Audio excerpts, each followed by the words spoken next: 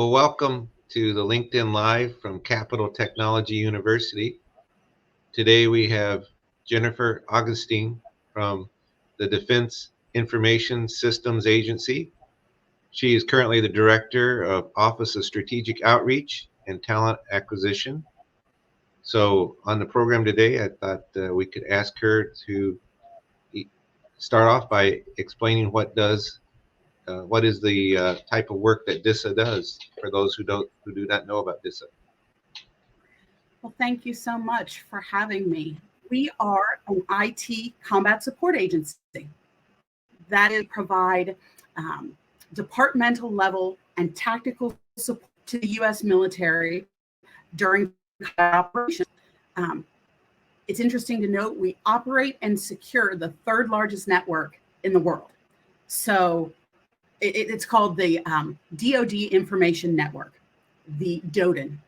And you say, well, who are the first two? The first and the second largest networks in the world. Well, the first is the United States. I would submit the United States wouldn't be number one without the Defense Department being number three. China is number two. So we have been around since 1960. We came into being as the Defense Communications Agency. And we were set up to provide communications and networks and computers to assist in the global defense of the U.S. We're one of 26 defense agencies and field activities that support the major services, the Army, Air Force, Navy, Marines, and the combatant commands, and now the Space Force. We are, I should start to the Department of Defense Information Network Operations for the Joint Warfighter to enable lethality across all warfighting domains in defense of our nation. Our vision is to be the trusted provider to connect and protect the warfighter in cyberspace. So essentially, with our size and our budget, we are the 19th largest GDP in the world as the Department of Defense. We also have 3.5, 4 million coworkers that we work with on a daily basis. What DISA does within the Department of Defense is we are a service provider. About 25% of our budget gets allocated to us, of our $12 billion budget, gets allocated to us by Congress. The other 75% is sent to us as reimbursement for services rendered to the department, whether that is in providing desktop support, like we do at the Pentagon and throughout the National Capital Region, whether it's for one of our 2,500 user applications that we put forward for the Department of Defense use. And these are anything from financial systems to drone footage systems that process the backhaul for drone footage, to battlefield communication systems, to business systems. We control and manage 2,500 user applications. We also, while this may not seem large to a Google, manage about 65 petabytes of data.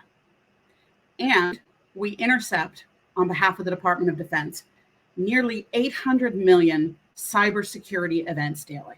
So that's just a brief overview of who we are, what we do, and how we fit in the department. Quite a bit. So yes, with your, well, let's just look real quick. I know from Capital Tech perspective, we did sign the first education partnership with you guys a few months ago. And so we're working hard to help fill some of your needs for your employment. So if you could kind of cover what type of positions, if I'm coming there to be employed by DISA, what are you looking for across the spectrum of employees, and what's your needs currently? So some might think that we only employ cyber, or we only employ IT folks. And while that is likely the greatest need, we have any job you could conceivably think of in order to make the agency work and run and support the mission.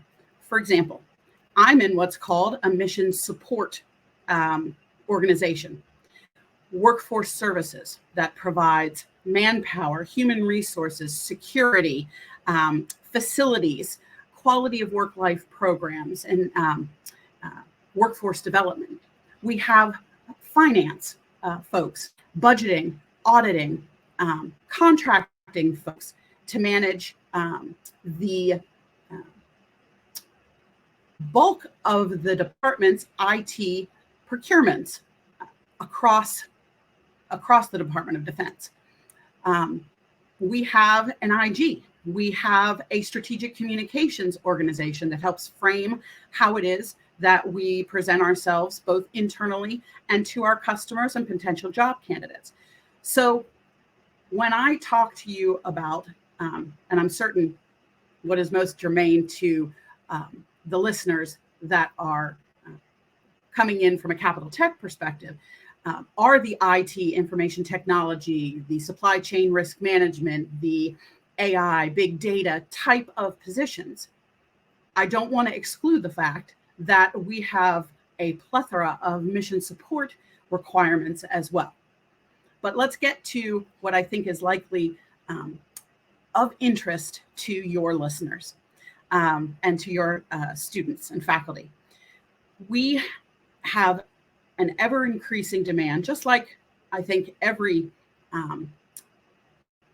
IT organization, to bring on board individuals with information technology and cyber backgrounds, regardless of the ultimate position they end up in, so that we can create the best possible defense for our nation. The positions, if you go out to USA Jobs, I'm certain most of the folks that have sought positions in the federal government are familiar with that site. That is where we advertise the bulk of our opportunities. At any given time, we have hundreds of job openings available at all different levels, from intern to executive. But I would say that probably the bulk of our positions are in the 2210 information technology area. These positions can be anything from a policy and planning analyst, a program manager that manages and for information security, to cybersecurity, to big data analytics, to help desk individuals. We employ to engineers, but those wouldn't be 2210s. Those would be what we qualify interdisciplinary engineering services. But we need individuals to help us through the entire life cycle of a program, from the conception of a program, meaning our customers, a military service, comes to us and says, we need an application, a program to do X, Y, and Z. If it doesn't already exist, we would take it and take the requirements from that mission partner to determine, through business case analyses and various programmatic assessments, whether or not it's a program that it would be able to bring into the suite of programs that DISA runs. So you would need individuals with an IT background that are able to assess, gather, and determine the viability of requirements. Then you need individuals to actually craft that particular program, whether it be assisting with managing a contractor that we've contracted to build that system or building it in-house. We need individuals to manage, to oversee, to help test and help deploy that particular service. Then we need individuals to run that service, to engineer the problems, to take help desk calls to solve the problems, and to basically put it into an operational status. So any kind of position and job that you can imagine, from the birth of a project's requirements to its sunsetting at the end of its life, are the types of information technology and cyber positions that DISA has available. We have a question here. Let me pull it up on the screen. I don't know if you can see it or not. It's a question from a listener about have a master's of science. I have a master's of science in health information and 12 years working in a hospital as a patient care associate and nursing assistant. Looking for a job. I would be glad to be connected. We have developed what is it called? A Gov delivery distribution list. So I will happily take your name and your email address, and we will add you to our Gov delivery distribution, where we announce when certain positions are open. We communicate with intended job seekers about upcoming events where we will be of interest. And I was going to say, ta-da, but you're first to hear it on LinkedIn because I haven't even posted about it yet. We will be hosting a DISA-only career fair on the 8th of August. I believe it is from 10 to 4. And I believe it is at the BWI Sheraton. Please connect with me on LinkedIn. I can post about it. Like I said, we haven't posted publicly about it yet. We're putting the finalized touches on the strategic comms for the event, but I look forward to seeing you there. So that was August 8th at the BWI Airport. Sheraton, I believe, the Sheraton BWI. Oh, the Sheraton but again, Hotel. if my memory has not served me, keep watch on my LinkedIn. It will be there. Let's just pull that up so everybody can see your LinkedIn profile. Here's Jennifer's LinkedIn profile. You can send her a request. She'll connect with you. So I have to say, I've worked for many, if you look down through my career, you can see that I've worked for many different Department of Defense organizations and even took a foray into private industry. I have never been at an organization in my 27-year career. I've never been at an organization other than DISA for longer than 5 years. I have been at DISA for 13. And let me explain why. Lest you think that I am just another person that is coming in to talk to you about, a myriad of job opportunities competing for your attention. DISA is a wonderful organization. I came in with a background in acquisition and procurement. My career had negotiating contracts on behalf of the Department of Defense. Anything from facilities procurements, where I'm buying the furniture for a building and building actual buildings with the Army Corps of Engineers, to outfitting the Army with their computer-based training, to and overseeing procurement.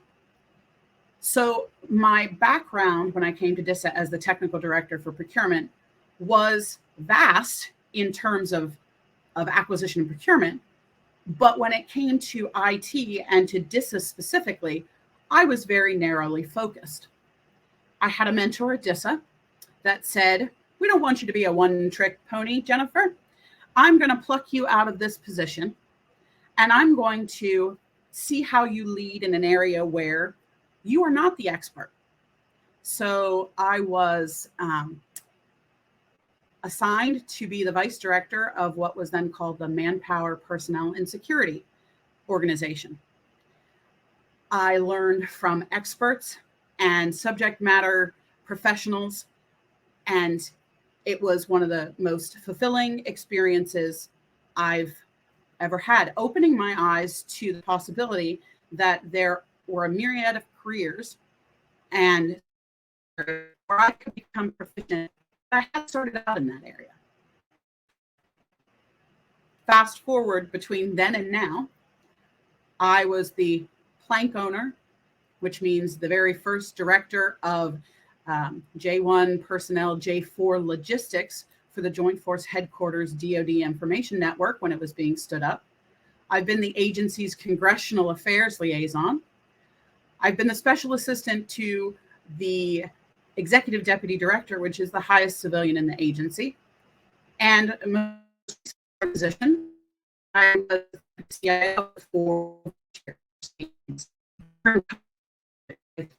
that in and of itself deserves a medal.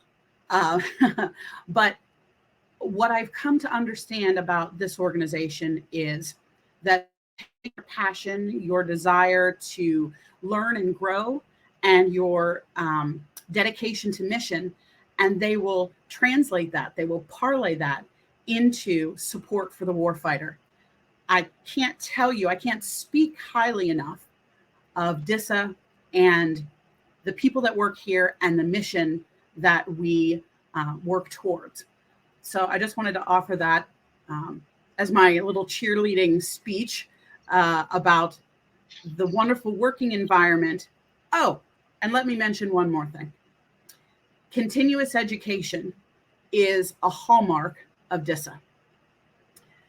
Not only do we have thousands of courses available for individuals to take to further their skills in leadership, or maybe to obtain a certificate, or maybe your program management professional designation, thousands of them that individuals can take advantage of to grow. They foster continuing education. They've paid for my master's. They sent me to Harvard for 6 weeks for a senior executive program.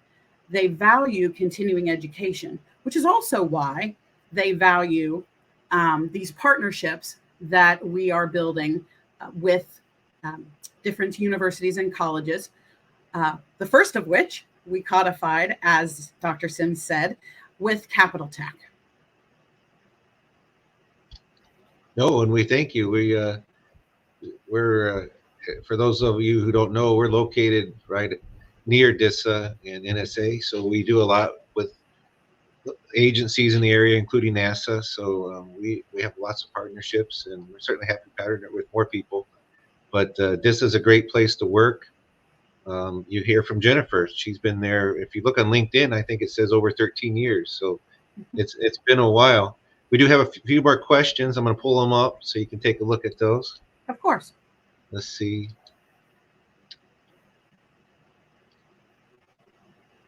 For GS employee looking for reinstatement, does DISA have remote work options? Yes. It is job dependent, though.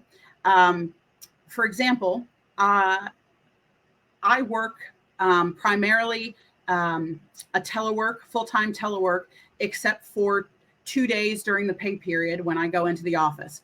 It can be recurring days. It can be ad hoc days. I go in when I need for a meeting. I have a meeting tomorrow all day with the staff, senior staff of my organization. So that is a day in the office. But right now, I am joining you from my family room over the garage, which is also known as the Frog. So remote work is fully remote positions, meaning DISA, your job is located at headquarters, but you live in Washington State. Those are fewer and farther between because the bulk of the DISA workforce has some type of classified element to their work. If it can be managed, if the job is difficult to recruit for, if it is hard to retain the folks, the leadership has the ability to request that that job be fully distance remote.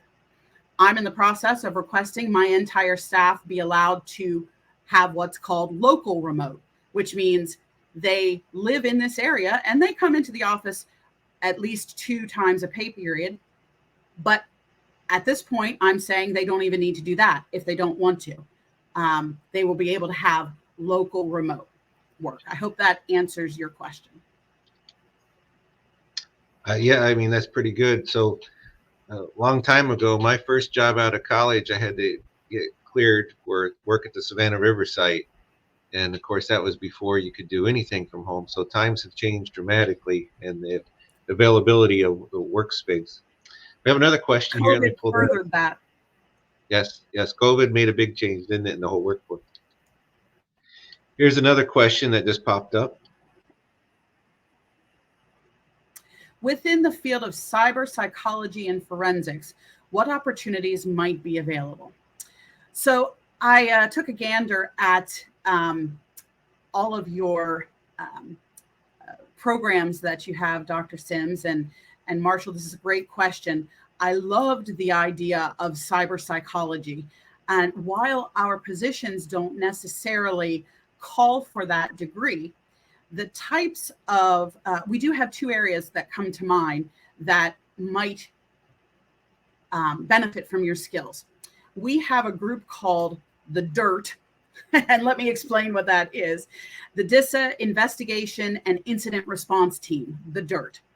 And what they do is on the occasion of, I don't know, a compromise of a server or an infiltration of some kind, or if something is amiss on an individual's computer. For example, we call it SOM, sexually oriented material is discovered on materials on an employee's computer.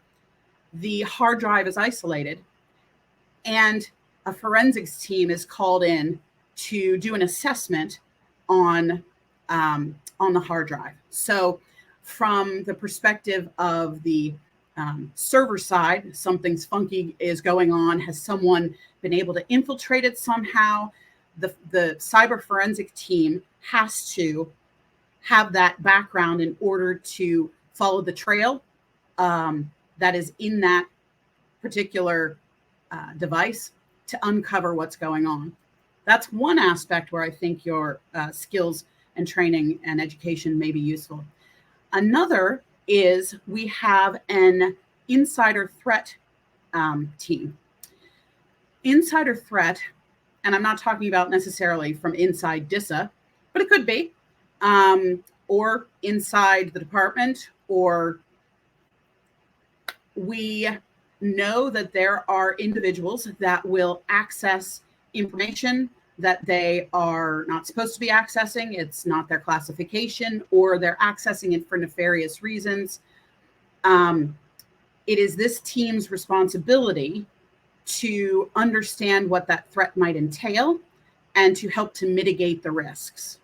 So that also may be an area where your skill set may be germane. Excellent, excellent. Let me pull up real quick here Mary Aiken's webpage. So for those of you who might be interested to learn more on cyber psychology and forensic cyber psychology, go to maryaiken.com. There's a lot of resources on her website that you can peruse. She's also the department chair of cyber psychology here at Capital Technology University. So a lot of interesting information there if you like that area. Got another question. I'm pull it up here. Let's see.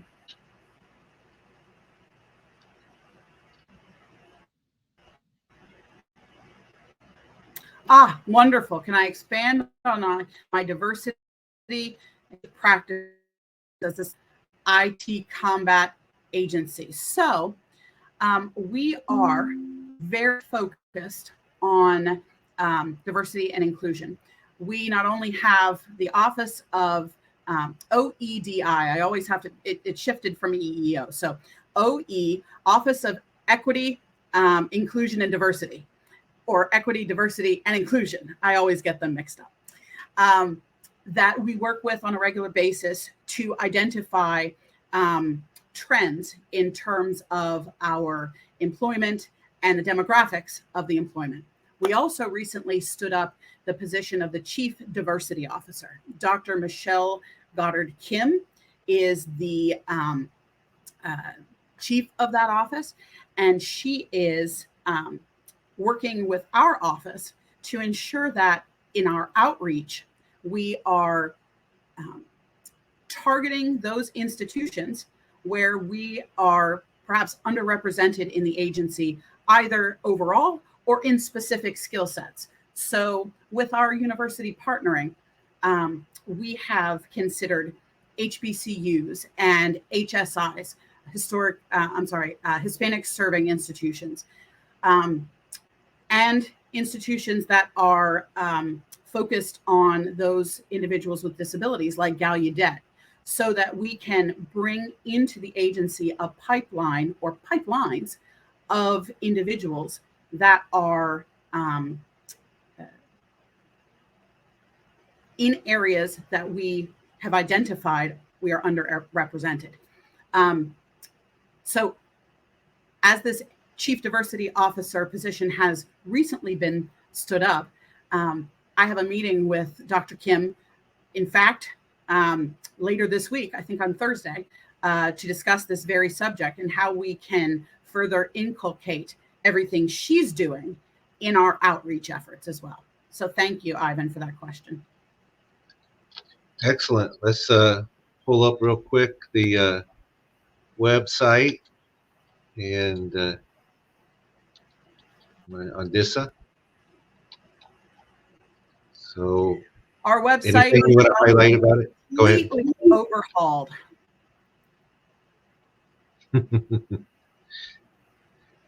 Is there easy employment information on your website? Okay, so if you could go to the main page, DISA.mil. Do you see, if you scroll down, opportunities? Oh, yes. Is that opportunities? No, our workforce. I apologize. Our workforce, yep. Yes, right there. And you can learn all about what we do and how we do it and what opportunities are available. And that's DISA.mil. Yes, sir. Well, Jennifer, we're coming up on our 30 minutes. So this will be reposted on LinkedIn and Twitter, and the comments are there. I know there's a couple people who have put their emails. If you like to add them to the list, they're looking forward to potential employment with DISA. Anything else you want to say before we run out of time? I want to thank you, first of all, for having me on. And I want to invite everyone to join me and my office and the whole of DISA on August 8th. I will be sure to post it and to tag you, Dr. Sims, on LinkedIn when we actually have the StratCom posted, so that you can share it with the students as well. Look forward to seeing you all there. Yes, I'll get it around the LinkedIn as well. And thank you, Jennifer. We certainly are strongly supporters of DISA here at Capital Tech. And if you haven't been to our website, check us out here at captechu.edu. We do offer bachelor's, master's, and doctoral programs in STEM or management of STEM areas. The bachelors are mostly on campus here in Laurel, Maryland, and the master's and doctoral programs are designed for full-time working individuals, and it's online, so you don't have to come to campus and complete your degree. So we have lots of people, as you can imagine, in the area taking our master's and doctoral programs while they work full-time, and lots of great students. Hopefully, as we continue to graduate more students, DISA's pipeline, because we do have dedicated internships for bachelor students for DISA, that it'll continue to grow.